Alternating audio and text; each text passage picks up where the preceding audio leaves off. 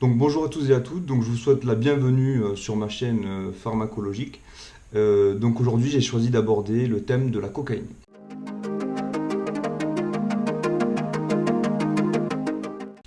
Donc la cocaïne, on va aborder ce sujet en passant par plusieurs points. Déjà on va faire une petite introduction, on va voir le mécanisme physiologique des effets de la cocaïne.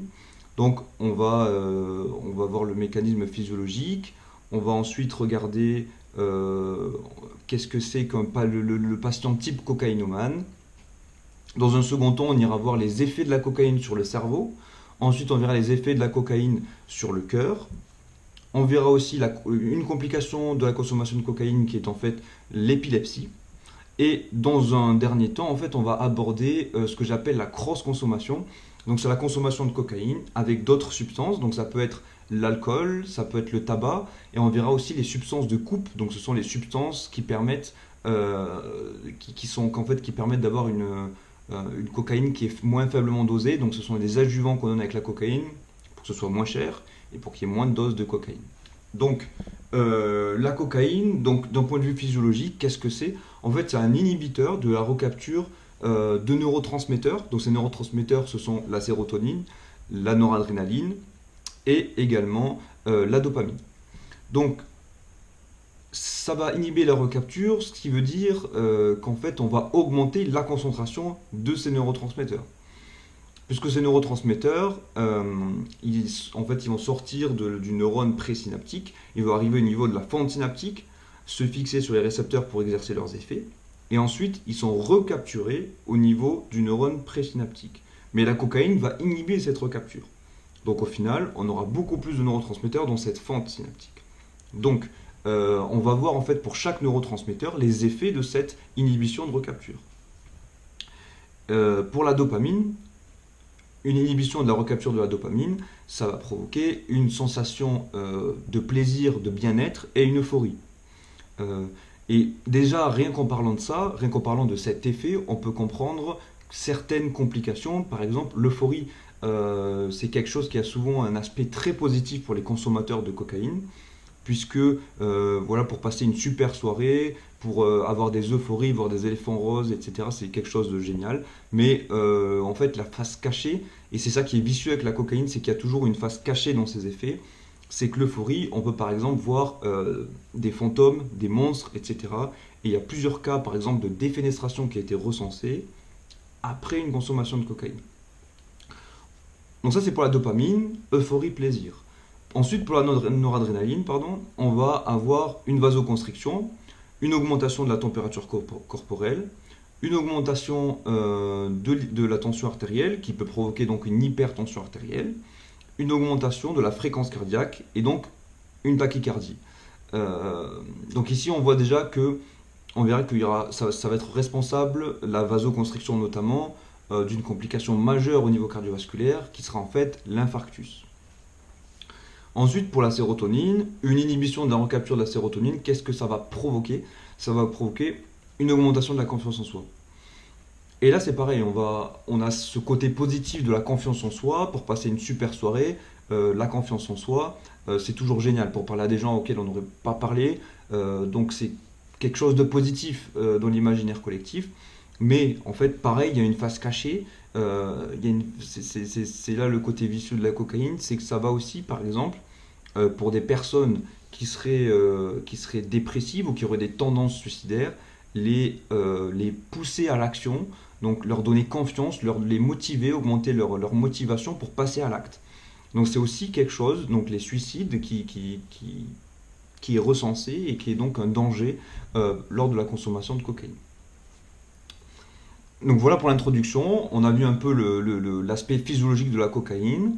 Maintenant on va détailler en fait les complications à différents niveaux. Donc on va commencer par le cerveau.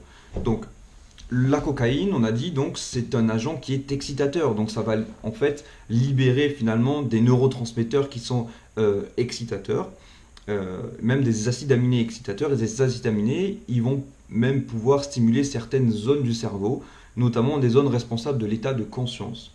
Et donc cette surstimulation de cette zone du cerveau de l'état de conscience, ça peut provoquer notamment en fait tout simplement un coma.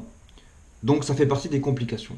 Il y a autre chose, il y a aussi donc la vasoconstriction qu'on avait vu avec la noradrénaline. Donc on avait vu que une inhibition de la recapture de noradrénaline provoquait tout simplement une vasoconstriction.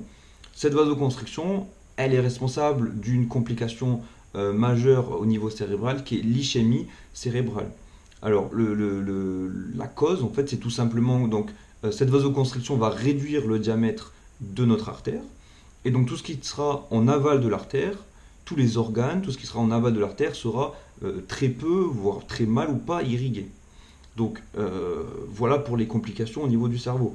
On a aussi l'infarctus qui est aussi dû à la vasoconstriction, pour la même raison, vasoconstriction, tout ce qui sera en aval sera pas bien irrigué, donc dans le cas du cœur, ça sera le cœur, donc ça va provoquer un infarctus. Ici, pour le mécanisme exact, certains scientifiques ont proposé l'hypothèse de la thrombose, qui finalement a été démontré que ce n'est pas du tout la thrombose, ce ne serait pas ça, mais plutôt un mécanisme physiologique qui s'appelle le vasospasme.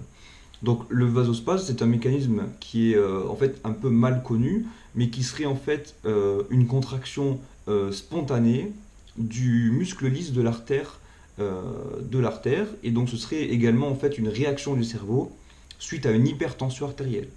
Donc voilà, pareil, l'hypertension artérielle, on avait vu que inhiber la recapture de la noradrénaline, ça provoquait une hypertension. Et donc cette hypertension, le cerveau va vouloir réagir, va vouloir se protéger de cette hypertension.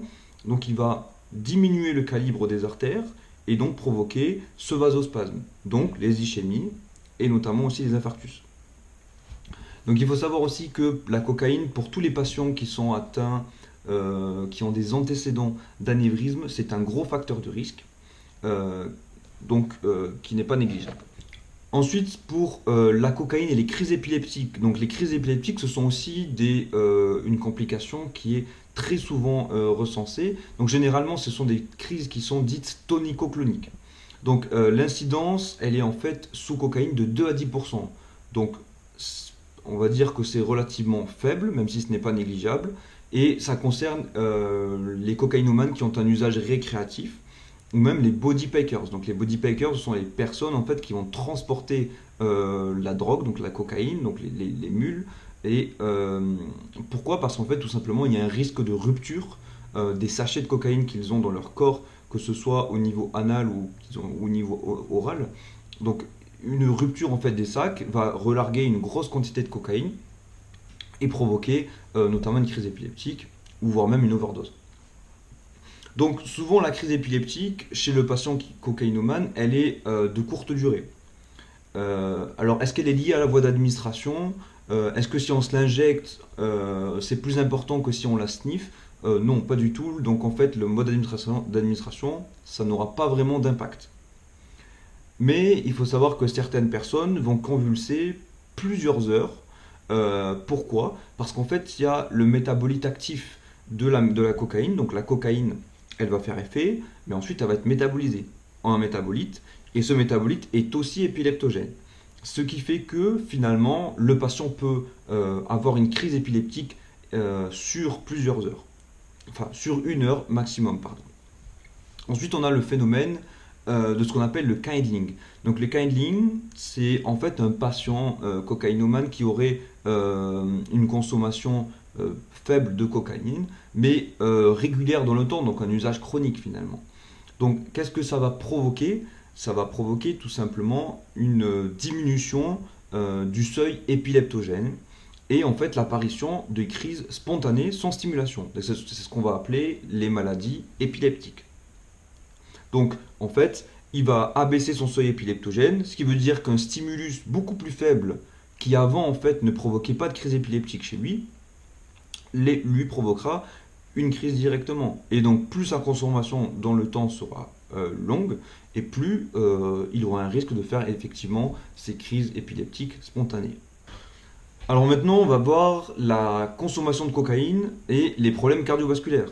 Donc, il faut savoir qu'il y a beaucoup de consommateurs ponctuels de cocaïne. Pourquoi? Parce qu'en fait, ils peuvent consommer la cocaïne, ils peuvent aller au boulot sans séquelles, on va dire, sans que ça se voit. Et donc, il faut aussi savoir que ces consommateurs ponctuels, ils sont pas, sont pas moins à risque que les consommateurs réguliers. On va voir ça de suite. Donc en fait, la cocaïne, il faut savoir qu'elle augmente le risque relatif de faire un infarctus de 24 dans les 60 minutes qui suivent la prise de cocaïne. Et ce qui est encore plus important et ce qu'il faut retenir finalement de cette vidéo, c'est que le risque d'infarctus, il est dose et fréquence indépendant. Donc ça veut dire quoi? Ça veut dire tout simplement que quelle que soit la dose de cocaïne que vous allez ingérer, vous, mais n'importe qui, que ce soit 200 mg ou 2000 mg, vous êtes à risque de faire un infarctus juste après. Et donc c'est un risque qui est fréquence indépendante, c'est-à-dire que le patient cocaïnomane qui consomme en fait dès la première fois peut avoir un infarctus immédiatement après la première consommation, alors qu'un patient cocaïnomane qui consomme pendant 6, 8, 10, 12 mois même, il peut ne rien avoir, ne pas avoir d'infarctus, donc c'est très, on va dire, euh, hasardeux, quoi. Donc c'est vraiment, ça peut arriver à la première consommation comme à la 28e consommation. Donc ça c'est très important à comprendre parce que c'est ça qui fait que c'est une drogue qui est vicieuse et qui est très très très dangereuse.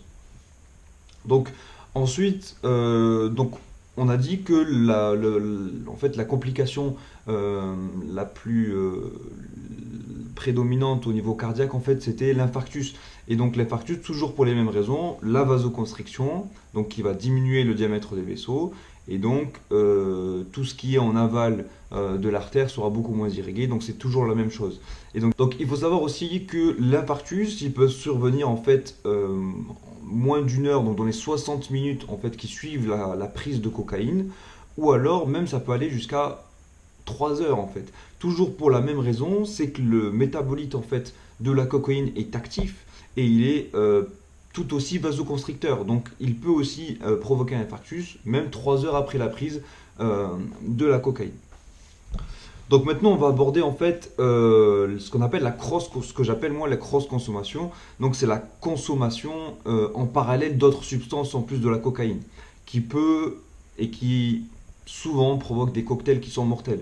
Donc on va commencer par la consommation de cocaïne avec l'alcool. Donc il faut savoir que quand on consomme de la cocaïne avec une consommation parallèle d'alcool, ça va former un métabolite actif qui sera donc le cocaéthylène. Donc ce métabolite actif, il faut savoir qu'il est 8 fois plus vasoconstricteur que la cocaïne elle-même. Et donc il est même 20 fois plus à risque de provoquer une mort subite par rapport à la cocaïne. Donc c'est vraiment quelque chose qui est très très dangereux et c'est un cocktail qui est vraiment mortel. Ensuite, on a aussi la cocaïne et le tabac. Donc c'est la même chose, le tabac est vasoconstricteur également, donc ça va s'additionner à l'effet vasoconstricteur qui est déjà chez la cocaïne présent, mais il faut quand même nuancer puisque le tabac c'est un effet vasoconstricteur qui est moins important que l'alcool, donc ça sera on va dire des répercussions qui seront moins graves que si on avait consommé de l'alcool avec de la cocaïne. Ensuite, on a ce qu'on appelle les substances de coupe. Donc, les substances de coupe, donc c'est ce que j'ai en fait évoqué lors de l'introduction, c'est des substances que l'on va en fait ajouter dans le sachet de cocaïne pour en fait avoir un même volume avec moins de cocaïne et du coup avoir un tarif qui soit plus attrayant. Et donc c'est ce qui fait aussi que le profil du patient cocaïnomane, ce n'est pas forcément un patient qui va avoir les moyens, qui est un patient qui a déjà une carrière derrière lui, qui a les moyens et qui va acheter sa cocaïne. Ça peut aussi être, et c'est malheureusement ça se développe maintenant chez les personnes qui sont beaucoup plus jeunes, tout simplement parce qu'en fait on coupe beaucoup la cocaïne avec d'autres substances et ça rend en fait le sachet, donc la drogue, beaucoup plus bon marché. Donc elle est beaucoup plus accessible maintenant. Et donc ces substances de coupe, très souvent, elles sont responsables de grosses complications et même, elles sont peut-être même plus dangereuses que la cocaïne en elle-même.